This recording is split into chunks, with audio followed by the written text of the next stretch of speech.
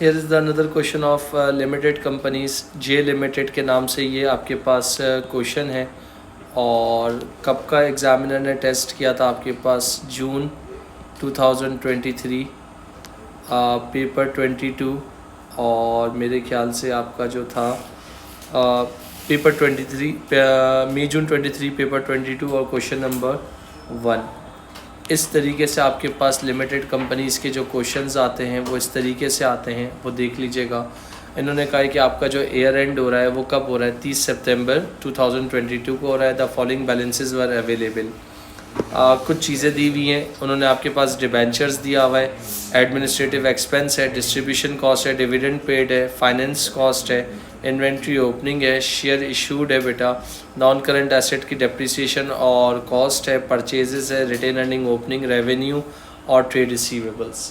बनाना आपको क्या है? इनकम स्टेटमेंट बनाना है। इसके बाद आप सोशी बनाते हो जो मैं आपको ऑनलाइन क्लास में बता चुका था।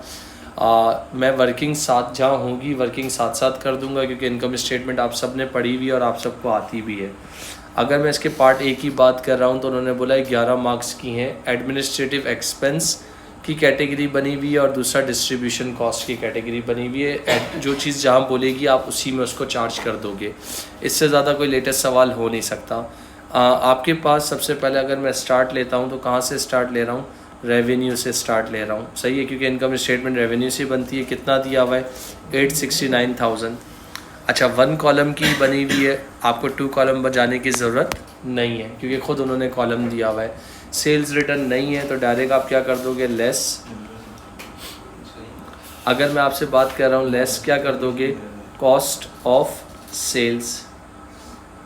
अब हमारे पास तो सिंगल 2 कॉलम तो है नहीं, तो अगर हम इसको 3 कॉलम्स पे, या अगर फॉर एग्जांपल अगर मैं आपसे बात कहता हूँ मैं अपने पास इधर एक कॉलम का इजाफा कर रहा हूँ, सही है, इधर देख लीजिएगा भाई क्विकली। मैंने कहा एक कॉलम का मैंने यहाँ पर क्या कर दिया? इजाफा कर दिया, सही है। और सेल्स लिख दी उस कॉलम पे। अब सेल्स के अंदर मैं क्या लिख देता हूँ? Opening inventory. तो यहाँ पर मैंने क्या मेंशन कर दिया? Add opening inventory. बता सकते हो कितनी है ओपनिंग इन्वेंट्री? 54,000। ओके, 54,000। अच्छा, use the space provided to show your working. जहाँ स्पेस दी हुई है वहीं आपको प्रोवाइड करना है। ये सिर्फ आपकी अंडरस्टैंडिंग। कॉस्ट ऑफ सेल्स, बस कॉस्ट ऑफ सेल्स की वैल्यू दिखानी है। आप कैसे आई है वो नहीं, मगर मैंने एक कॉलम ऐड करके यहाँ शो कर दिया है। ओपनिंग इन्वेंट्री प्लस परचेजेस, हालांकि उन्होंने बोला नहीं है मगर मैंने फॉर प्रैक्टिस आप लोगों को बता दिया 460,000। इसके बाद लेस परचेज रिटर्न भी नहीं है, कैरेज इनवर्ट भी नहीं है, तो क्या आता है? क्लोजिंग इन्वेंट्री, जो कि एडजस्टमेंट नंबर 1 में दी हुई है। कितनी दी हुई है? 57,000। इन सब को प्लस माइनस कर लो तो कॉस्ट ऑफ सेल्स आ जाएगा। कितना आ जाएगा बता सकते हो? 457। इसको आपको ओरली निकाल देना था और ये इतनी 3 लाइनों की जगह स्पेस घिरी तो आप एक ही लाइन में यही कॉस्ट ऑफ सेल्स मैं लिख देता, मगर आपको एक्सप्लेन करने के लिए मैंने ये सब चीज़ें की हैं। तो यहाँ पर क्या हो गया? कितना आ रहा है बेटा? 412। सेल्स में से कॉस्ट ऑफ सेल्स अगर मैं माइनस कर देता हूँ तो मेरे आपके हिसाब से क्या आना चाहिए? Gross profit. अगर मैंने इस तरह की चीज़ की है तो मुझे जगह थोड़ी सी कंजस्टेड पड़ेगी। ग्रॉस प्रॉफिट कितना हो गया? कितना आएगा? तो बेटा मैंने आपसे ग्रॉस कॉस्ट ऑफ सेल्स बोला ना बेटा, तो 457। इसीलिए मैंने आपसे पूछा कि कॉस्ट ऑफ सेल्स आप कह रहे हो 457,000, माइनस कर दो कितना हो जाएगा ग्रॉस प्रॉफिट? 4,12,000। ये आपका ग्रॉस प्रॉफिट हो गया। सवाल में नज़र घुमाओ, कहीं अदर इनकम नाम की बला है या वबा है, मुझे तो नज़र नहीं आ रही। तो ग्रॉस प्रॉफिट के बाद मैंने क्या कर दिया? Less expenses. 2 तरह के एक्सपेंसेस मौजूद हैं, एक है एडमिन और दूसरा कौन सा है? डिस्ट्रीब्यूशन। एक आपके पास एडमिन हो गया और दूसरा आपके पास क्या हो गया? डिस्ट्रीब्यूशन। सेकंड एडजस्टमेंट पे आ जाइएगा प्लीज़ क्विकली। अब एडमिन, अगर मैं एडमिन की बात कर रहा हूँ तो एडमिन एक्सपेंस मेरे पास ओरिजिनली कितने हैं? 28,000 रुपये के। तो मैंने यहाँ पर एडमिन एक्सपेंस के बारे में लिख दिया, यहाँ पर कितना? 28,000। कितना लिख दूंगा? 28,000 रुपये मेरे क्या हो गए? एडमिन के एक्सपेंस हो गए। क्लियर? अब एडमिन एक्सपेंस की बात कर रहा हूँ तो पहली एडजस्टमेंट में क्या लिखा हुआ है? The balance of the account of credit customer 3000 should be return of irrecoverable debt, और उसको किस में चार्ज कर दोगे? एडमिन में। तो पहला एडमिन क्या मिल गया, किस नाम से? इररिकवेबल डेट 3000। बेटा एक इररिकवेबल डेट था और 3000 रुपये का, उसको किस में चार्ज करना है? एडमिन में। तो मैंने कर दिया। दूसरे इन्होंने बात बोली हुई है, डायरेक्टर जो है ना, allowance for irrecoverable debt. Allowance for irrecoverable debt new word है, पहले हम यूज़ करते थे प्रोविजन, अब नया वर्ड यूज़ करा अलाउंस फॉर डेट यानी doubtful debt. 5% of trade receivables, the allowance should charge, जो भी आएगा वो एडमिन में जाएगा। तो इधर देख लीजिएगा ट्रेड रिसीवेबल्स कितने थे? 83,000। तो 83,000 में से 3000 निकाल दो, कितना बच जाएगा? 80,000। तो अगर मैं कह रहा हूँ इंक्रीज इन PFDD, तो कैसे आएगा इंक्रीज इन PFDD की अगर बात कर रहा हूँ तो 80,000 हो गया, और 80,000 का 5% कितना होगा? 4,000। 80,000 का 5% 4,000। तो पुराना वाला दिया हुआ है, कोई प्रोविज़न नहीं दिया हुआ, तो इसका मतलब डेफिनेटली आपके पास क्या हुआ है? इंक्रीज़ हुआ है। तो ये यहाँ पर एडमिन में चार्ज कर दिया। डन। अगला क्या बोल रहा है? डिबेंचर इंटरेस्ट आउटस्टैंडिंग का बोल रहा है, तो वो हटा रहा हूँ। इसके बाद उन्होंने बोला है नॉन करंट एसेट डेप्रिशिएट हो रहा है, स्ट्रेट लाइन मेथड है। डेप्रिसिएशन जो है ना, एडमिन एक्सपेंस में कितनी जाएगी? 60%, और डिस्ट्रीब्यूशन में कितनी जाएगी? 40%। तो इसका मतलब मुझे एडमिन की वैल्यू कैलकुलेट करने की, नॉन करंट एसेट मेरे पास कितना है? 1.3 मिलियन का है, जिसमें से पुरानी डेप्रिसिएशन कितनी है? स्ट्रेट लाइन बोला हुआ है, सही है। तो 1.3 मिलियन का 20% निकाल दो, कितना हो जाएगा? जल्दी क्विकली।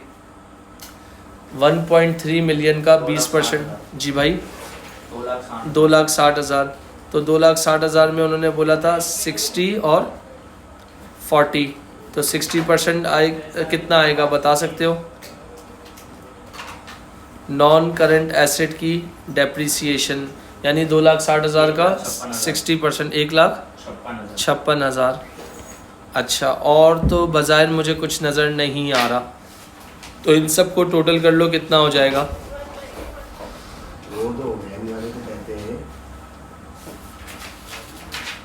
आपके पास यहाँ पर देख सकते हो कितना आ रहा है? 191,000। कितना हो जाएगा यहाँ पर? 191,000, जो कि क्या होगा? हमारा एडमिन एक्सपेंस होगा, जो वर्किंग कहाँ से आई है मैंने आपको दिखा दी है। डन। डिस्ट्रीब्यूशन कॉस्ट मेरे ख्याल से एज इट इज़ आ जाएगी, जो कि कितनी है? 57,000। डिस्ट्रीब्यूशन कॉस्ट में कोई वर्किंग है? हाँ है। डिस्ट्रीब्यूशन कॉस्ट कितनी थी? एक मिनट रुकिएगा। डिस्ट्रीब्यूशन कॉस्ट थी 57,000, तो यहाँ पर क्या लिख दूँगा? 57,000। मगर इसमें नॉन करंट एसेट की एक डेप्रिसिएशन आएगी, कैसे आएगी? 2,60,000 का 40%। 2,60,000 का 40% बता सकते हो कितना होगा?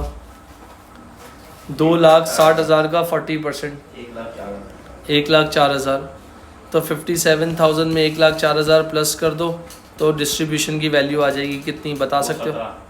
2,17,000। तो यहाँ पर लिख दिया 2,17,000। दोनों एक्सपेंसेस को टोटल कर लो क्विकली जल्दी से। 408,000। ग्रॉस प्रॉफिट में से एक्सपेंस को निकाल दो, तो क्या आ जाएगा जी? उसको क्या बोलोगे? प्रॉफिट फ्रॉम ऑपरेशन, और इसका दूसरा नाम क्या होता है? ऑपरेटिंग प्रॉफिट, और तीसरा नाम क्या होता है? Profit before interest and tax. कितना आ रहा है बता सकते हो जी? कैसे 4,000 आ सकता है भाई?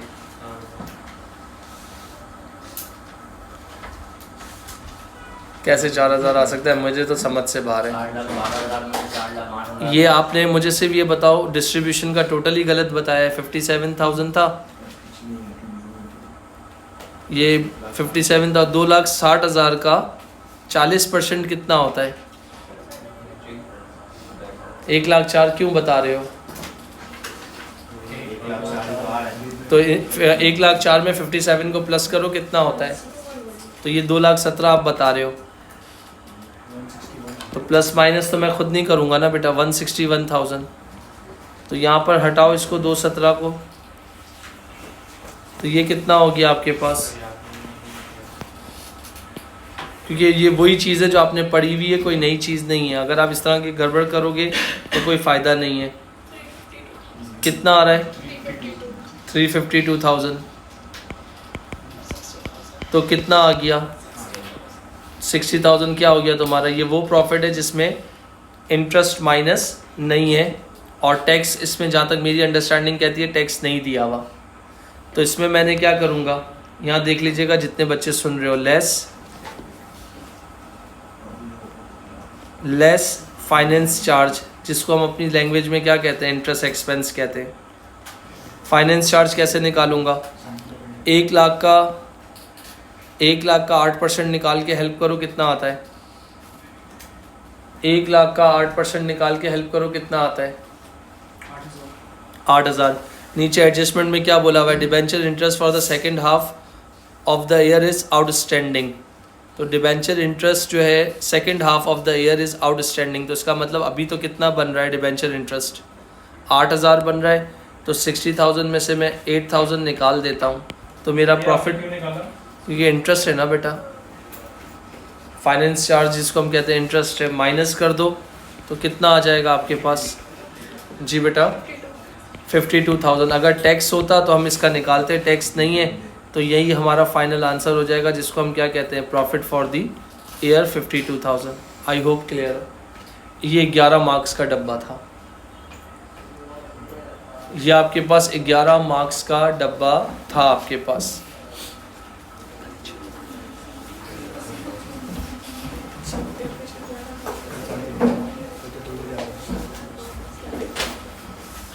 अच्छा, ये आपके पास, जी माइन कोई सवाल आ रहा है। अहमद नवीद बेटा, अहमद नवीद। हाँ हाँ सही है, जो पहले बात हो रही थी ना, जो पहले ही बोला था ना, शुजा को बोल दो बेटा।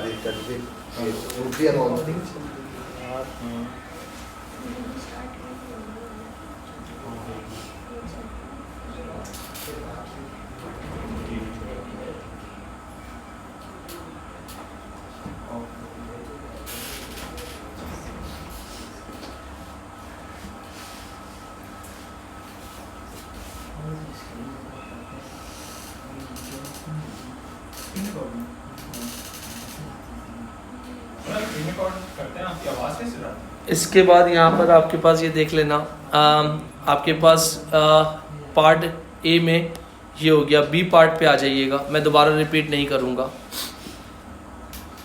यहाँ पर लिखा हुआ है the director found that the following transaction had not been recorded in the books of account. बहुत स्लो पेज से जाऊँगा।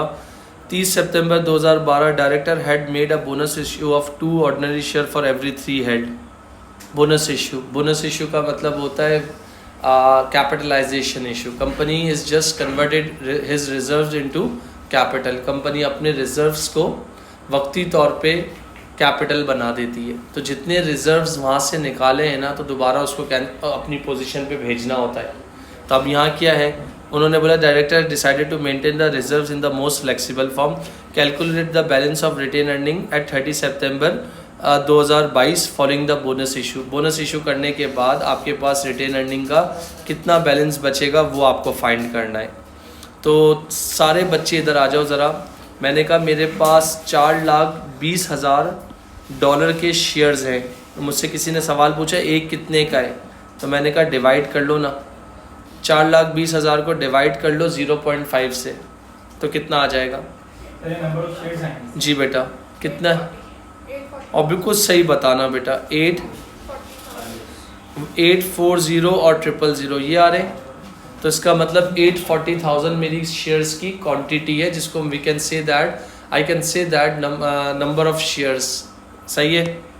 तो मैंने यहाँ पर लिख दिया जो मेरे नॉर्मल शेयर्स थे ना, इधर देख लीजिएगा, जो मेरे नॉर्मल शेयर्स थे वो कितने थे, 840,000 लिख दूँ।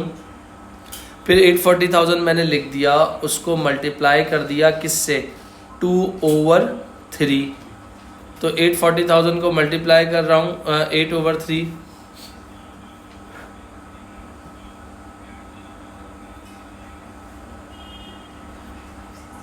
840,000 मल्टीप्लाई बाई 2/3 कितना हो गया? 560,000। तो ये 560,000 क्या होंगे? बोनस इशू, यानी आपने क्या किए? बोनस शेयर्स इशू किए हैं, एग्री। और एक शेयर, उसकी बोनस शेयर जो आपने इशू किए हैं उसकी एक शेयर की वैल्यू कितनी है? 0.50 करिएगा, मल्टीप्लाई कितना हो जाएगा? 2,80,000। तो इसका मतलब जो बोनस अमाउंट है ना वो कितनी होगी? वो कितनी होगी? 2,80,000 जो होगी ना वो क्या होगी? Bonus amount. अगर कोई आपसे पूछेगा बोनस शेयर्स कितने हैं? 5,60,000, और बोनस यानी अमाउंट कितनी है? 2,80,000 रुपये के बोनस शेयर्स मैंने इशू किए हैं। यहाँ तक क्लियर सबको? अगर मैं तुम लोगों से एक छोटी सी बात कहता हूँ कि अब इस बोनस इशू को मुझे ख़त्म भी करना है, तो उस बोनस इशू को मैं कैसे ख़त्म करूँगा, वो इम्पॉर्टेंट है, वो मैटर करता है। तो उन्होंने मुझसे रिटेन अर्निंग क्या मांगी है? क्लोजिंग मांगी है। तो यहाँ देख लेना, तो रिटेन अर्निंग क्लोजिंग ये हम किस में बनाते हैं? हम सोशी के बॉक्स के अंदर ये बना रहे होते हैं। ये देखिएगा, सोशी का बॉक्स में क्या बना रहा हूँ? रिटेन अर्निंग का डब्बा बना रहा हूँ। सोशी के बॉक्स के लिए मैं सिर्फ रिटेन अर्निंग का डब्बा बना रहा हूँ। तो रिटेन अर्निंग ओपनिंग लिखी जाती है, बैलेंस ब्रॉट डाउन। वेट करना, कितनी है बैलेंस रिटेन अर्निंग ओपनिंग? कहाँ से मिलेगी? ये रही, 1,25,000। 1,25,000 लिख दी। फिर उसमें मैं क्या करता हूँ? ऐड। इस साल का प्रॉफिट मुझे कितना हुआ था? प्रॉफिट फॉर द ईयर जो मैंने फाइंड किया था 60,000 नहीं था, 52,000 था। सही है। फिर इसके बाद लेस, मैंने अगर कोई डिविडेंड दिया हो तो वो माइनस कर दूंगा। डिविडेंड कितना दिया था मैंने, वो भी क्वेश्चन में गिवन है। डिविडेंड पेड 21,000 रुपये का, यानी अपने शेयर होल्डर्स को फ़ायदा पहुंचा रहा हूँ, डिविडेंड दे रहा हूँ। Transfer to general reserves, transfer to general reserves मेरे ख्याल से नहीं है, तो इसका मतलब, और ट्रांसफ़र टू जनरल रिजर्व नहीं है, और इसके बाद क्या कर दूंगा? Less bonus issue. तो बोनस इशू जो है मुझे लेस करना पड़ेगा, और वो कैसे लेस करना पड़ेगा वो मैटर करता है। तो मुझे बोनस इशू की अमाउंट पता चल जाएगी, तो मेरे पास क्या आ जाएगा बेटा, जिसको मैं क्या कहता हूँ? Retain earning closing retain earning आ जाएगी। और किस डेट के लिए आ जाएगी वो? 30 सितंबर 2022। अगर जो ट्रांसफ़र टू जनरल रिजर्व होता तो माइनस करता। मैंने कितने डॉलर्स के बोनस इशू किए हैं? 2,80,000 के। अब बोनस इशू की ट्रीटमेंट क्या है, गौर से सुन लेना। बोनस इशू का मतलब होता है कि सबसे पहले जितने डॉलर्स के बोनस इशू किए ना, तो कंपनी को 2 रिजर्व्स होते हैं। एक होता है कैपिटल रिजर्व्स और एक होता है रेवेन्यू रिजर्व्स। तो कैपिटल रिजर्व्स के अंदर 2 कैटेगरी होती है, एक होता है शेयर प्रीमियम और एक होता है रीवैल्यूएशन रिजर्व्स। और रेवेन्यू रिजर्व में 2 कैटेगरी होती है, एक जनरल रिजर्व और एक रिटेन अर्निंग्स। सही है। तो बोनस इशू का मतलब होता है जब भी कंपनी बोनस इशू करेगी तो बोनस इशू से कंपनी को पैसे जनरेट नहीं होते, पैसे नहीं आते। अपने ही एग्जिस्टिंग होल्डर को बोनस इशू किया जाता है और पार वैल्यू पे इशू किया जाता है, मार्केट वैल्यू पे इशू नहीं करते। अब बोनस इशू कितने डॉलर्स का आप लोगों ने कर दिया है? 2,80,000। तो इस 2,80,000 को सबसे पहले किस में देखना पड़ेगा? प्रीमियम में। अगर प्रीमियम से कट रहा होगा तो प्रीमियम से काट देंगे। फिर किस में देखना होगा? रीवैल्यूएशन रिजर्व से।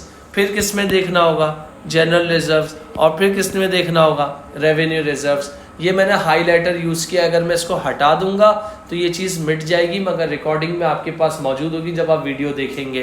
तो इसका मतलब इस 2,80,000 को सबसे पहले मुझे किससे काटना है? प्रीमियम से। अगर प्रीमियम से पूरा कट जाता है तो वेल एंड गुड, नहीं कटता तो मैं किस पे आऊँगा? रीवैल्यूएशन पे। फिर अगर रिवैल्यूएशन से कट जाता है तो सही है, नहीं है कटेगा तो किस पे आऊँगा? जनरल रिजर्व्स पे, वरना अदरवाइज रिटेन अर्निंग्स पे। हटा दूँ, रिमूव कर दूँ इसको। अब इधर देखिएगा ज़रा, ऊपर जाके देखते हैं। अब ऊपर जाऊँगा तो सबसे पहले मेरे पास प्रीमियम कितना पड़ा हुआ है? 2,10। तो ये जो 2,80,000 है ना, तो सबसे पहले ये जो 2,80,000 है सबसे पहले किससे कट जाएंगे? शेयर प्रीमियम से। तो शेयर प्रीमियम में कितनी वैल्यू पड़ी हुई थी? 2,10,000। एग्री? तो 280 में से 2,10,000 निकल गए, 70,000। तो अब क्या देखना होगा? Revaluation reserve, revaluation reserve, revaluation reserve, revaluation reserve, reserve reserve reserve reserve नहीं है, तो इसका मतलब इग्नोर कर दो। फिर किसको देखना होगा? General reserve. तो जनरल रिजर्व्स भी नहीं है, इग्नोर कर दो। तो फिर किसको देखना होगा? Retained earning. Opening retained earnings कितनी दी हुई थी? ओपनिंग रिटेन अर्निंग्स कितनी दी हुई थी? 1,25। तो इसका मतलब पीछे बच कितना गया है? पीछे यानी 280 में से, सुन लो, 280 में से प्रीमियम 210 निकल गया, तो पीछे अभी काटना कितना बाकी है? कितना बाकी है? 70,000। वो तुम्हारा कहाँ से कट जाएगा? वो तुम्हारा कहाँ से कट जाएगा? कहाँ से कट गया? कहाँ से कट गया? ओ भाई ऊपर लिखा हुआ तो है, कहाँ से कटा है बेटा? ये हेडिंग डाली हुई तो है, ये किसके अंदर से चला गया? तो रिटेन अर्निंग का ओपनिंग ये रहा, इस साल का प्रॉफिट आया, डिविडेंड माइनस कर दिया, और 70,000 का ही प्रॉब्लम था ना, तो ये 70,000 जो बैलेंस निकला था वो किससे कट गया? रिटेन अर्निंग लिखा हुआ तो है। तो इसका मतलब अब रिटेन अर्निंग का जो फाइनल बैलेंस आया मेरा कितना आया? 125 ओपनिंग था, 52 मेरा प्रॉफिट था, 21 डिविडेंड दे दिया, और ये 70,000 रुपये मैं कहाँ से लाया हूँ? किससे लाया हूँ बेटा? बोनस इशू से लाया हूँ, जो शॉर्ट पड़ रहा था, क्योंकि रिवैल्यूएशन रिजर्व भी नहीं था, जनरल रिजर्व भी नहीं था, तो मैंने किससे काट दिया? रिटेन अर्निंग से काट दिया। तो अब रिटेन अर्निंग का क्लोजिंग बैलेंस कितना आ गया, बता सकते हो? जी बेटा 86,000। तो इसका मतलब साल के शुरू में मेरी अर्निंग्स कितनी थी? अब साल के आखिर में कितनी अर्निंग हो गई? तो इसका मतलब अर्निंग्स गिरी हैं मेरी। ये 6 मार्क्स का ये वाला पार्ट था। सी पार्ट पे आ जाइए जल्दी से। अगर सी पार्ट की बात कर रहा हूँ तो उन्होंने क्या बोला हुआ है आपके पास? State one reason why the director of a company might to decide make a bonus issue. सिर्फ 1 मार्क में पार्ट लिखना है, तो यहाँ पर क्या लिखोगे? To reward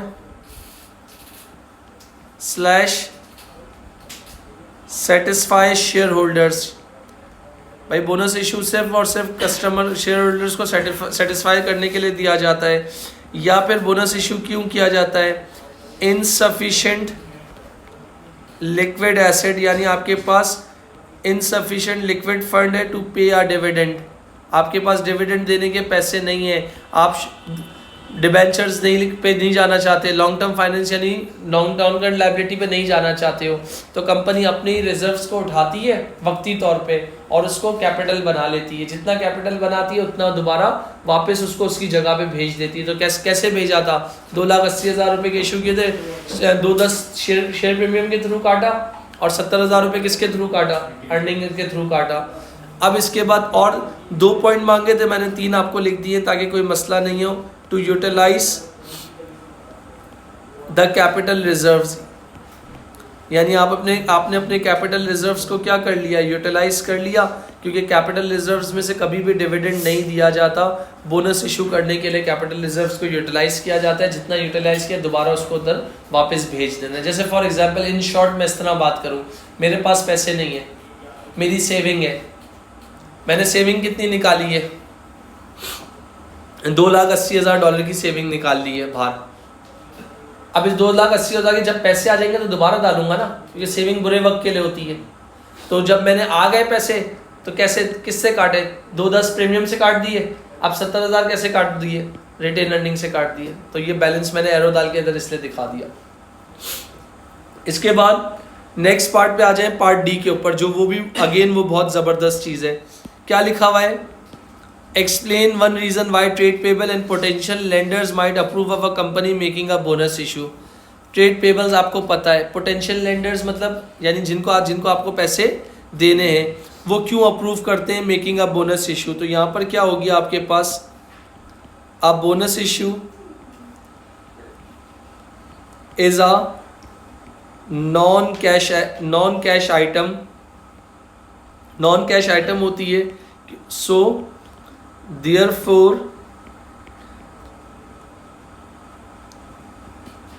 they will no affect on the repayment of liability. Liabilities की रीपेमेंट में कोई प्रॉब्लम या कोई चीज़ नहीं होती तो जिसकी वजह से वो कुछ कहते नहीं है। नॉन कैश आइटम मतलब उसकी वजह से कंपनी के पास पैसे नहीं आते। 30 मार्क के अंदर कितने मार्क्स की थ्योरी दे दी? 2 और 1 मार्क की थ्योरी दे दी है अब तक। नीचे आ जाओ, फिर 3 मार्क की थ्योरी दे दी है। क्या लिखा हुआ है, पढ़ लो ज़रा क्या लिखा हुआ है। Identify 3 point the director should consider when deciding whether to pay a dividend. आपके पास डायरेक्टर्स जो हैं क्यों डिविडेंड देने का फैसला करते हैं, यहाँ पर वो भी देख लो। द अमाउंट ऑफ प्रॉफिट, जो प्रॉफिट आपने कमाया होता है, कहाँ से कमाया होता है? Retained earnings. जितनी ज़्यादा अर्निंग्स आपकी रिटेन अर्निंग्स एंड में बची होंगी तो वो क्या होंगी? Is available for distribution. ये भी पॉइंट होता है शेयर होल्डर्स इनकरेज रहे। जाहिर सी बात है, जितना डिविडेंड दोगे, जितनी रिटेन अर्निंग दोगी, शेयर होल्डर्स का मोराल बढ़ेगा, कॉन्फिडेंस बढ़ेगा, उनको ये होगा कि यार इनके पास लिक्विडिटी का कोई प्रॉब्लम नहीं है। दूसरा पॉइंट क्या लिखा हुआ है? लिक्विड फंड्स अवेलेबल टू पे डिविडेंड। आपके पास रोकड़ा होना चाहिए, पैसा होना चाहिए। जब तक पैसा है तो शेयर होल्डर्स आपसे खुश हैं। जब शेयर होल्डर्स खुद हैं, खुश हैं, तो आपकी मार्केट वैल्यू क्या है? इंक्रीज हो रही है। मुकेश अंबानी, अनिल अंबानी, कोई नहीं लगा रहा मुंह अनिल अंबानी को, सारी तवज्जो मार्क जुकरबर्ग जैसा बंदा जो है ना मुकेश अंबानी के यहाँ पहुंचा हुआ है, तो कुछ होगा तो पहुंचा हुआ है ना। तो आप खुद देख लो, लिक्विड फंड्स, जहाँ फंड्स होंगे उधर उस कंपनी की ग्रोथ बढ़ेगी, और ग्रोथ बढ़ेगी तो वो कैसे बढ़ेगी? शेयर होल्डर्स सिर्फ किस चीज़ की उनको भूख है? डिविडेंड की भूख है। इसके अलावा और क्या, कितने मार्क्स का था आपके पास? 3 मार्क्स थे, तो यहाँ क्या लिख सकते हो जो तुमने बोला था? Share holders expectations slash previous dividend payment. Share holders की एक्सपेक्टेशंस क्या होंगी? बढ़ जाएंगी, क्योंकि जब शेयर होल्डर्स की एक्सपेक्टेशंस बढ़ जाएंगी तो तुम्हें डेफिनेटली डिविडेंड देना पड़ेगा। तो इसका मतलब 30 मार्क का क्वेश्चन था। पहला पार्ट कितने मार्क्स का था? 11 और 6 17, 17 और 1 18 और 2 20 और 3, तो इसका मतलब 3 और 2 5, 5 और 1 6 मार्क्स। 20 में से 6 मार्क्स की थ्योरी आई है, 14 मार्क्स। अब और देख लो, फिर एक और थ्योरी 7 मार्क की।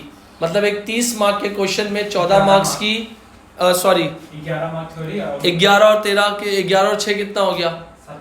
17 मार्क्स। 13 मार्क्स की थ्योरी है, तो वेटेज निकाल लो 30 मार्क के पेपर में थ्योरी का फैक्टर कितना है। अगर आप कुछ नहीं करो सिर्फ थ्योरी लिख के भी आ जाओ ना, पास हो जाओगे। 90 मार्क्स में से 33 से 40 मार्क्स की थ्योरी होती है।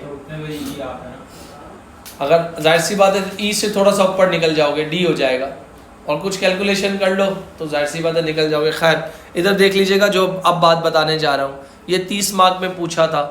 The director of J limited wish to improve company liquidity. 1000 मरतबा as a business student, as a commerce student, दिमाग होगा तो लिख लोगे। अनशंड आए बाय शाय नहीं लिखना इसमें भाई। वो मैं चाहता हूँ, मेरी विश है, मेरी ख्वाहिश है कि मैं अपनी लिक्विडिटी अच्छी कर लूँ।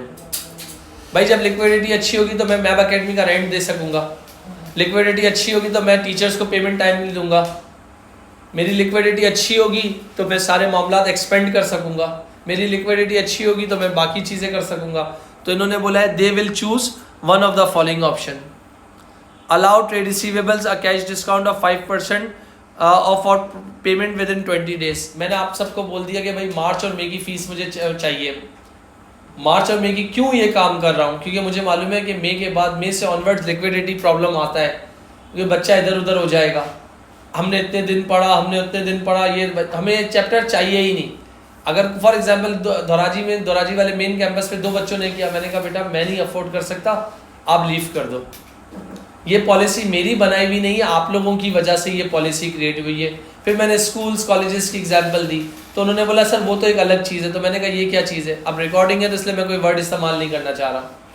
तो इसका मतलब मैंने कहा आप नहीं दे सकते हो, प्रॉब्लम आपके साथ भी है, प्रॉब्लम मेरे साथ भी है। मुझे अच्छा नहीं लगता लेने के लिए, और मुझे बार बार कहना भी अच्छा नहीं लगता। अगर प्रॉब्लम है तो सबके साथ है, तो मैंने कहा देना है, सब चीज़ करनी है। तो बोला सर सही है। एक ने बोला सही है, दूसरे ने बोला मैं पढ़ूंगा ही नहीं। बस सिर्फ पास पेपर करने के लिए ऑनलाइन क्लास लूँगा। तो मैंने कहा बेटा ऑनलाइन भी तो ले रहे हो ना, तो ऑनलाइन क्या मतलब फ्री में आती है क्या? तो मैंने कहा आप नहीं लो, आप अभी से ड्रॉप कर लो, आप अप्रैल में मत देना, आप मई भी नहीं देना, पैसे बच जाएंगे आपके। तो मैंने अपने लिक्विडिटी अच्छा करने के लिए मैंने अपने कस्टमर को बोला कि भाई मैं आपको कैश डिस्काउंट दूंगा 5% का, अगर आप लोगों ने 20 दिन के अंदर अंदर पैसे दे दिए। अब जैसे किसी बच्चे की 10,000 फीस है, तो 10,000 का 5% कितना होता है? 500। 10,000 में से 500 निकाल दो, तो उसको 9,500 रुपये देने, 500 रुपये उसमें जेब में आ गए। अगर ये 500 रुपया है तो कोई फर्क नहीं पड़ता, अगर $500 है तो जाहिर सी बात है डेफिनेटली 60-70 हज़ार रुपये की अमाउंट बन गई। हाँ 1.5 लाख हो गए। अगर 300 रुपये भी पकड़ लो, चीज़ें वैसे तो है नहीं, 277 और 80 के बीच में जा रहा है, तो 300 पकड़ लो आप, तो उसके बाद 3 लाख रुपए की अमाउंट हो गई, तो जाहिर सी बात है फ़र्क पड़ेगा ना। अच्छा, लिक्विडिटी खुद ब खुद बूस्ट मिल जाएगा लिक्विडिटी पे। अच्छा, दूसरा ऑप्शन क्या है? Option make all purchases on credit from a different supplier who is prepare to offer a trade discount. यानी make all purchases on credit, जितनी भी परचेजेज सब क्रेडिट पे करो और अलग अलग सप्लायर से करो, मेमन बन जाओ,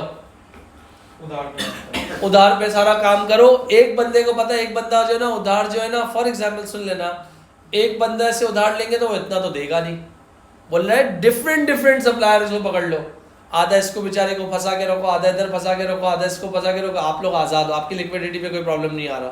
अब आपको क्या करना है? एडवाइस करनी है। हो सकता है आप मेरी एडवाइस से इत्तेफाक ना करो। Advise the director which option they should choose, justify your choice by discussing both options. दोनों ऑप्शंस को डिस्कस करना है। कितने मार्क्स हैं? तो मेरे हिसाब से दोनों ऑप्शंस के एक ऑप्शन उसके 2 एडवांटेज 2 डिसएडवांटेज, सेकंड ऑप्शन के 2 एडवांटेज 2 डिसएडवांटेज, कितने मार्क्स हो गए? और एक अपना ओपिनियन दे दो कि आप कौन सा सिलेक्ट कर रहे हो, ऑप्शन 1 और ऑप्शन 2। इस तरह थ्योरी लिखी जाती है। अब यहाँ क्या होगा? For example option 1 max 3 marks, will encourage earlier payment by credit customer, will improve liquidity, 1 point हो गया। फिर उसके बाद दूसरा रिड्यूस रिस्क ऑफ इररिकवेबल डेब्ट, 2 पॉइंट हो गए। बैड डेब्ट के चांसेस क्या होंगे? अर्ली पेमेंट होगी तो बैड डेब्ट के चांसेस कम हो जाएंगे, जब बैड डेब्ट के चांसेस होंगे तो लिक्विडिटी के प्रॉब्लम्स ही खत्म हो जाएंगी। फिर क्या लिखा है? The need for an allowance for irrecoverable debts, अगर आप रिड्यूस कर दो, अर्ली पेमेंट्स की कर लोगे तो बैड डेब्ट के चांसेस क्या हो जाएंगे? रिड्यूस हो जाएंगे। फिर इसके बाद स्टॉप क्रेडिट सेल्स की करना बंद कर दो, जब स्टॉक क्रेडिट सेल्स को स्टॉप कर दोगे तो लिक्विडिटी खुद ब खुद अच्छी हो जाएगी। फिर उसके बाद अगर आप ऐसा नहीं करते हो तो इसका मतलब यहाँ पर क्या लिखा हुआ है? अगर मैं फिर एक बात कर रहा हूँ, could result in increase sales which could improve cash flow, sales बढ़ा दो, जब सेल्स बढ़ा दोगे, कौन सी सेल्स? कैश सेल्स बढ़ा दो तो कैश फ्लो क्या हो जाएगा? इम्प्रूव हो जाएगा। फिर उसके बाद amount receive from credit customer will be less, negative effect of cash discount on cash flow, जो अमाउंट रिसीव हो रही है क्रेडिट कस्टमर से विल बी लेस, छोटी हो रही है ना, क्योंकि कितने % का डिस्काउंट दे रहे हो? 5% का दे रहे हो। Negative effect of cash flow discount on cash flow, तो आपके नेगेटिव इम्पैक्ट हो जाएगा कैश फ्लो पे। जब आप किसी को डिस्काउंट दोगे तो आपकी लिक्विडिटी क्या होगी? कम होगी। फिर उसके बाद customer may not be encourage to pay within 20 days, customers जो है may not be encourage to pay within 20 days. कुछ कस्टमर्स जो होते हैं वो ढीठ होते हैं, नहीं देते, वो इस चीज़ को भी इग्नोर कर देते हैं। जब किसी को पैसे नहीं देने होते तो आप कुछ भी कोशिश कर लो, जो भी कर लो, वो देगा ही नहीं। अगर मैं ऑप्शन 2 पे जाता हूँ, will reduce overall payment for purchases which will improve liquidity, आपके जेब से जब पैसे नहीं जाएंगे तो लिक्विडिटी क्या होगी? अच्छी रहेगी। फिर उसके बाद पॉजिटिव इम्पैक्ट ऑन प्रॉफिट, आपका जो अगर इस तरह की चीज़ करोगे तो आपका प्रॉफिट क्या होगा? पॉजिटिव इम्पैक्ट आएगा। फिर उसके बाद क्या लिखा हुआ है? विल सप्लायर प्रूव रिलायबल, आप क्या करोगे? सप्लायर जो है रिलायबल होगा, प्रूव हो जाएगा। विल क्वालिटी मेंटेन, आपके पास इसमें ये होगा कि आपको क्वालिटी भी मेंटेन करनी पड़ेगी। तो मेरे हिसाब से अगर आप सेकेंड ऑप्शन पे जाते हो, make all purchases on credit from a different supplier who is prepare to offer a trade discount, तो इसका मतलब आपके पास सेकंड ऑप्शन थोड़ा सा मेरे हिसाब से ऑथेंटिक नहीं है ना, क्योंकि यार मेरे हिसाब से फर्स्ट ऑप्शन पे ही इसको जाना चाहिए जे लिमिटेड को, कि भाई एक तो पहला स्टेप कर ले कि क्रेडिट सेल्स को स्टॉप कर दे। अगर क्रेडिट सेल्स को स्टॉप नहीं कर सकता तो क्रेडिट कंट्रोल डिपार्टमेंट इनिशिएट कर ले कि रोज़ाना चेक एंड बैलेंस करे। जब माल बेचा है तो भाई आपको हफ्ते, हर वीकली या हर क्वार्टरली फ़ोन पे अपडेट ले, भाई आप पेमेंट कब दे रहे हैं। तो अगर इस तरह करने से, अकाउंटेंट रखने से या जो भी है बुक कीपर रखने से कॉस्ट बढ़ जाएगी, मगर जाहिर सी बात है आपकी लिक्विडिटी क्या हो जाएगी? अच्छी हो जाएगी। बैड डेट के चांसेस क्या हो जाएंगे, रिड्यूस हो जाएंगे। प्रोविजन के चांसेस आपके रिड्यूस हो जाएंगे, या प्रोविजन बढ़ रहा होगा या प्रोविजन कम होगा। अगर प्रोविजन बढ़ता है तो आपकी लिक्विडिटी क्या होगी, ख़राब होगी। प्रोविजन कम होगा तो लिक्विडिटी अच्छी होगी। तो आपके पास अपना ओपिनियन बता रहे, decision supported by a comment. जो भी आपने कमेंट किए हैं उसके हिसाब से आपको उसको डिसीजन को लेना है। तो मेरे हिसाब से क्या करना चाहिए, J limited should go for option 1 because they can help in liquidity in future of the business. तो यहाँ पर आपके पास ये मेंशन कर सकते हो। तो ये आपके पास पूरा एक कॉम्प्रिहेंसिव सवाल था 30 मार्क का।